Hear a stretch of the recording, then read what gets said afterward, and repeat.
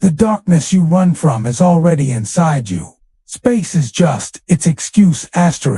Captain Eliana Rivers stood in front of the large glass window of the spacecraft Aurora, floating through space. Behind her, Earth was shrinking, a tiny blue sphere, drifting in the endless blackness. She placed her gloved hand on the cold glass, as if trying to capture this sight in her memory forever.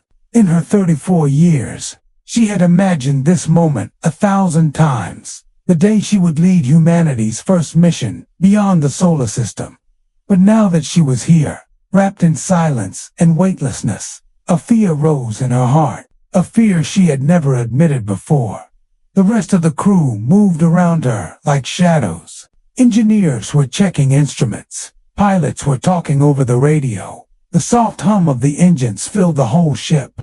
Eliana closed her eyes and felt that vibration. It reminded her she was not alone. 15 people were with her, all trusting her to guide them into the darkness. This mission was called the Ark Project, a search for new worlds beyond Earth for humanity's survival. Eliana hadn't accepted this mission for fame alone, but for the questions that had haunted her since childhood. What is out there? Are we truly alone? Or the greatest fear? What if we are not alone? A soft voice broke into her thoughts. Lieutenant Marcus Hale, her second in command, floated over with a tablet in hand. Captain, final system check is complete. We're ready to make the jump. Eliana nodded. Her face was calm, but her heartbeat raced. She looked one last time at the window. Outside, billions of stars looked like cold eyes staring at her ship. The darkness felt alive, like it was waiting for her to step inside and test her courage. Set course for Sector X-17, she ordered. Yes, ma'am. The crew strapped into their seats. Eliana sat at the command console, her fingers resting on the control panel. She remembered her mentor's words. It's not what we know that destroys us. It's what we don't. A countdown began in the ship. 5, 4, 3, 2, 1. The engines roared to life. Outside, the stars turned into long streaks. The Aurora leaped forward into the darkness. Inside Eliana Rivers' heart, the fear deepened, but beneath that fear, a resolve stayed alive. Whatever was hidden out there, she had to find it. After the jump, Aurora floated silently through an endless sea of black. For the first few hours, the crew settled into their routines. Systems checks, status reports, quiet chatter to mask the tension humming in their veins. In her private cabin, Eliana reviewed the data stream, eyes tracing the silent numbers. On her screen, everything read normal, but something didn't feel right. She leaned back and closed her eyes. Beyond the metal walls of the ship, there was nothing. No stars here, just an empty void. They had crossed into a region marked on old star maps as Sector X-17, an unexplored patch where telescopes had found only shadows and static. Scientists back on Earth had theories. Maybe a dark nebula, maybe gravitational anomalies. No one knew for sure. A knock at her door pulled her back. Marcus stood there, arms crossed, a slight frown on his face. Captain, we're picking up a signal, he said. Eliana sat up straight. A signal? From where? Marcus shrugged. We don't know yet. It's faint, just a single repeating pulse every 60 seconds. Engineering thinks it might be an echo from our own comms, but I'm not convinced. She followed him to the bridge. The rest of the crew watched the monitors. A thin line of static where a weak blip appeared again and again, too regular to be random. Could it be another probe? One of the pilots asked. Eliana shook her head. No probes were ever sent this far. Not by us. Silence fell across the bridge. Each face reflected the same thought. If it wasn't human, then what was it? For the next few hours, they tracked the signal. It never grew stronger or weaker, never changed its pattern. Just a cold, steady pulse, like a heartbeat in the dark. sat in the captain's chair, staring at the screen. She thought about the millions of kilometers of empty space between them and anything familiar. Fear crept into her mind again, whispering that maybe this was what humans were never meant to find. The pulse of something they couldn't understand. "Bring us closer," she ordered. Marcus hesitated. "Closer, ma'am. If it's an echo, we'll know soon enough." "I don't think it's an echo," Eliana said. Her voice was steady, but her hands trembled slightly on the armrest. "Set a course. Let's see what's waiting for us." Outside, the ship shifted its path. The signal kept calling, soft, patient, and completely unknown. Hours passed as Aurora drifted deeper into Sector X-17. The crew spoke less now. Conversations turned into whispers. Glances turned into uneasy stares. Every sensor sweep brought back the same result. No stars, no debris, nothing visible. Just that single pulse echoing through the darkness like a distant drum. Eliana hadn't slept in almost 20 hours. She sat alone in the observation bay again, the same window where she had watched Earth fade away. Now there was only blackness. No lights, no familiar constellations to comfort her. She rubbed her eyes and replayed the signal on her tablet. The pulse was soft, mechanical. But sometimes, when she listened long enough, she thought she heard something more. A second sound, hidden under the beat, like a whisper trapped in static. Marcus joined her, carrying 2 steaming cups of rehydrated coffee. He handed her one and sat beside her in silence. "You should rest, Captain," he said quietly. She sipped the bitter liquid. "So should you." He gave her a tired smile. "True. But someone needs to make sure you don't drift off staring into the void." They sat together for a while, saying nothing. Just the hum of the engines and that pulse in the speakers. "Do you ever wonder," Eliana asked, "if the darkness is alive?" Marcus frowned. "Alive? How? Not like us. Not flesh and blood, but aware." She tapped the tablet. "This signal, it's not random. It feels patient." Marcus shook his head. "You've been up too long." "Maybe." She forced a small laugh. "Maybe I'm hearing things." A sudden crackle broke through the coms. The pulse they'd tracked for hours shifted, one beat missing, then another, like a skipped heartbeat. The bridge called them back immediately. As they floated into the command deck, the whole crew stared at the main screen. The signal had changed. Now, between the gaps, a faint shape flickered on the long-range scanners, a shadow against nothing. "Is it a ship?" Eliana asked. The navigator shook his head. "No heat, no engines. It's just there." "Bring us closer," Eliana said. Marcus hesitated. "We don't know what it is. That's why we came out here," she reminded him. "Set course. Full lights." The Aurora shifted again, engines humming louder than before. The closer they moved, the stronger the shadow grew. Not larger, but darker, like a hole where the stars should be. Somewhere deep inside, Eliana felt her chest tighten. This was the edge of the map, the line where curiosity met fear. She realized then that the unknown wasn't empty. It was waiting for them to arrive. By the time they were close enough to scan the shadow clearly, every light on the Aurora felt too dim.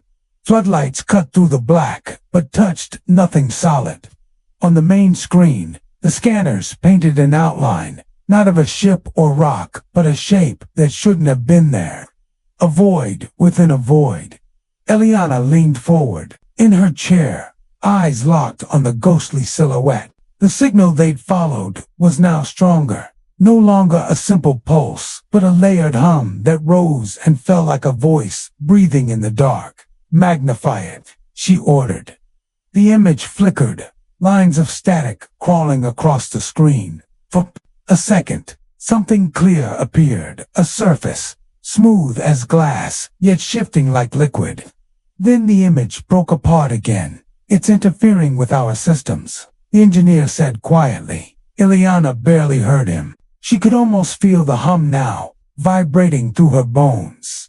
It was in the deck beneath her boots, in the walls around her. She wondered if the others could feel it too. "Do you hear that?" she asked Marcus. He looked at her, confused. "Hear what?" "The voice," she said. "It's not just noise." Marcus turned back to the screen, his expression uneasy. "We're getting closer than we should. Captain, maybe we should pull back, send a probe instead." Eliana shook her head. "If it's intelligent, it might see a probe as a threat. We keep our course." She rose from a chair and walked to the window, hoping to catch even a glimpse with her own eyes. But outside, there was nothing, just blackness pressing against blackness. Suddenly, a sharp noise crackled in her earpiece. At first, she thought it was static, but then it shaped itself into something clear, a word. "Welcome." Eliana stiffened. She turned to Marcus. "Did you hear that?" "Hear what?" he asked again, worry creasing his brow. Her pulse raced. She touched the side of her helmet, replaying the audio, but there was only silence now. "I think it spoke to me," she said, her voice low. Marcus looked at her like she had lost her mind. "Captain, maybe you should rest." But she knew what she had heard. The void wasn't empty. It was speaking. To her dot behind her, the shadow on the screen seemed to grow darker, as if pulling the ship in without moving at all. For the first time since leaving Earth, Eliana felt truly alone, surrounded by people, yet singled out by something that should not have known her name. She turned back to the crew. "Full stop, hold position. I want a complete scan.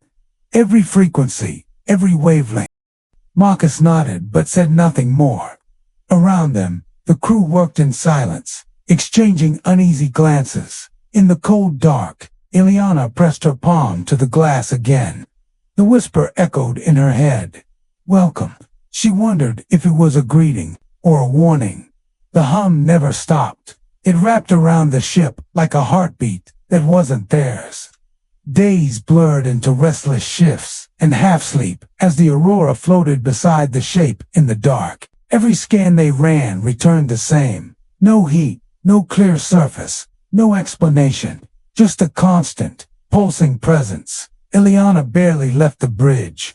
She sat at the window or at the console, eyes sunken, mind racing. Every now and then, the voice would return not through the comes now, but inside her own thoughts.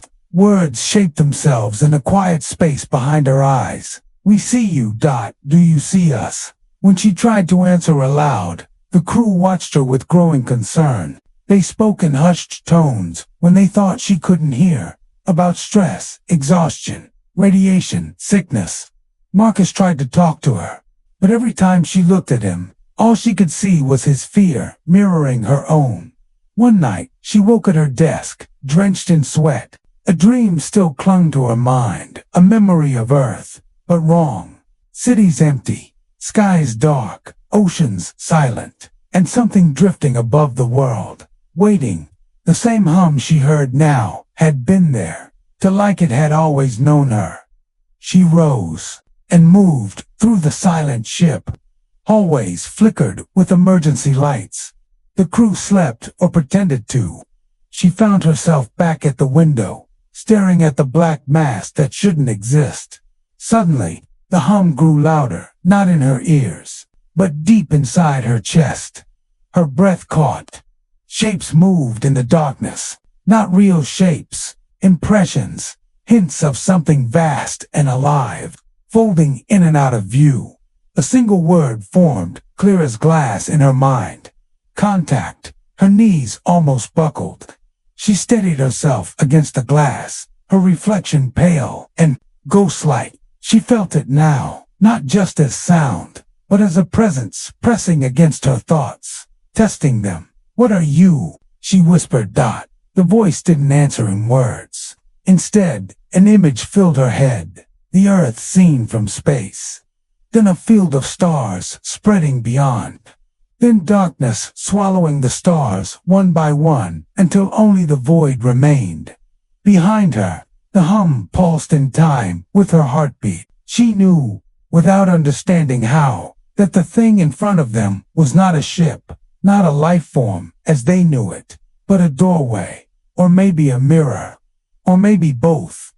Marcus's voice broke the trance. He had followed her quietly, his face pale. In the flickering light, "Eliana, what are you doing?" She turned to him, her eyes wide, her voice hoarse. "It wants to speak to us." He stepped closer, shaking his head. "It's not speaking, Eliana. It's inside your head. We need to leave now." But she barely heard him.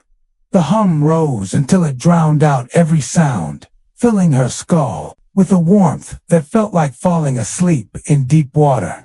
The black shape outside seemed to breathe with her. She realized with a strange calm that she was no longer afraid of the dark, only of what she might become if she stepped through it. When Eliana woke again, she was lying in the medical bay, dim lights flickering overhead.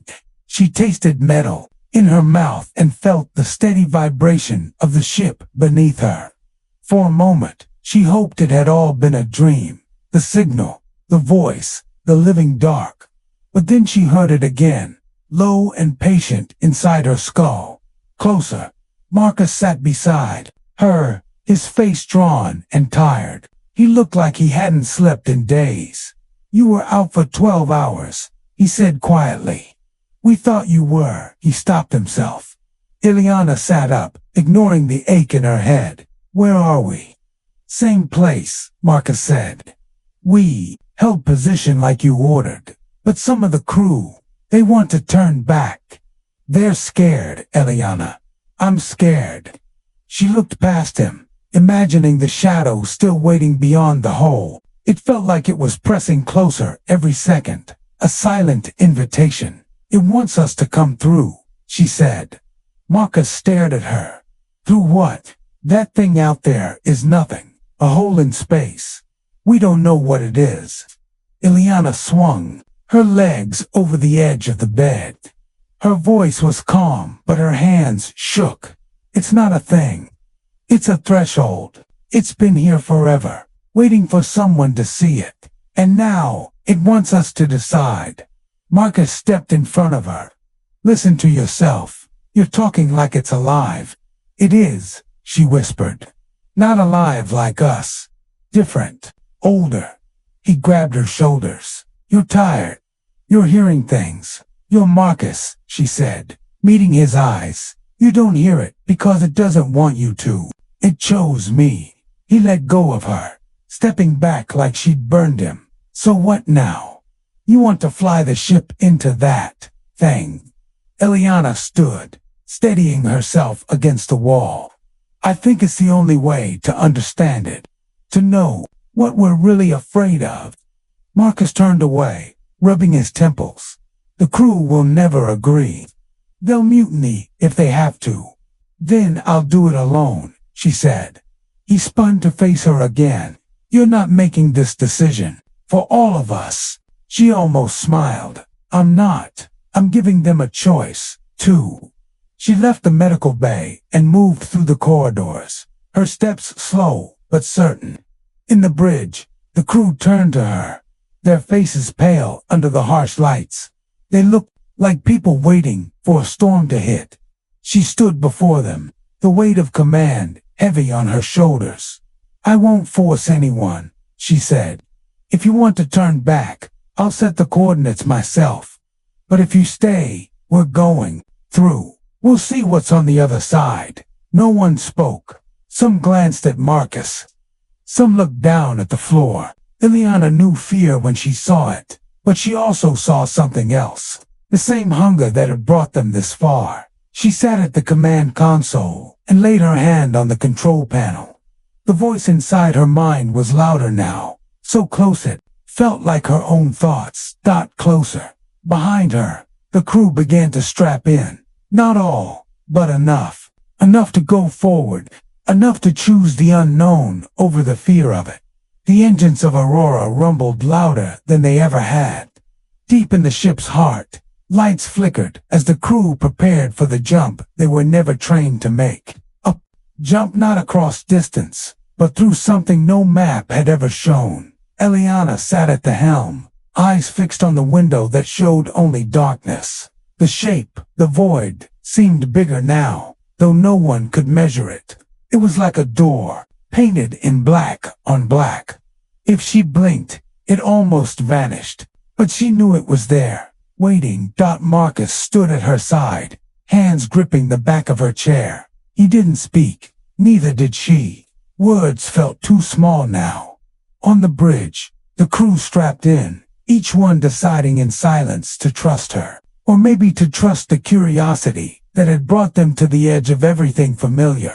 Eliana took a deep breath. The voice inside her was so clear now, it felt like her own thoughts. Home, or abyss. She remembered her mentor's words again. It's not what we know that destroys us, it's what we don't. A quiet alarm pinged. The ship was aligned, engines ready. There was no protocol for this, no mission plan, just a decision. She looked at Marcus one last time. He nodded, though his eyes were full of doubt and a tiny spark of something else. Hope, maybe. She pressed her hand to the console. All hands ready. A chorus of voices answered, some strong, some trembling, but they answered. The hum in her mind matched the pulse of the engines. For the first time, her fear felt almost like relief. Not because she wasn't afraid, but because she finally understood why she was. She wasn't afraid of the unknown. She was afraid that the unknown might be her own reflection. A final countdown began. 5, 4, 3, 2, 1. The engines roared. The darkness swallowed the ship whole. For a heartbeat, everything inside her went silent. No voice, no hum, no thoughts. Just a single moment of pure, weightless nothing. Then, on the other side, light. Eliana opened her eyes and saw it. Not stars as she knew them, but rivers of shifting colors, shapes that bent logic. Something alive that was not a thing or a place, but a question with no answer. And in that impossible light, her fear melted.